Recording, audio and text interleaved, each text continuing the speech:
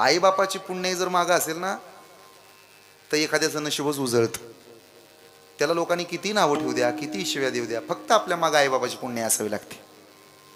मागच्या 2-4 आठवड्यापासून महाराष्ट्रात बऱ्याच जणाला सूरज चव्हाण हे नाव माहिती झालं. बिग बॉस हा खेळ माहिती झाला. आतापर्यंत शिव्या देणारे लोक त्याचं कौतुक करू लागले.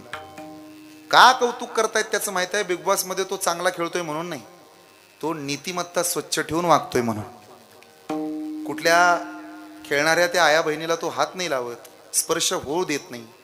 एखादीनं राखी बांधली तर तिच्या पाया पडतोय, आदर देतोय, माय मावल्यांचा सन्मान करतोय. त्याचे विचार शुद्ध आहेत, स्वच्छ आहेत. पुन्हा एकदा या महाराष्ट्राच्या मातीमध्ये एक सिद्ध झालं त्या बिग बॉसच्या कार्यक्रमाच्या निमित्तानं. आजही महाराष्ट्रात ताकदीला किंमत नाही, महाराष्ट्रात हिमतीला किंमत आहे. त्या सूरज चव्हाणच्या निमित्तानं एक सिद्ध झालं. आजही महाराष्ट्रात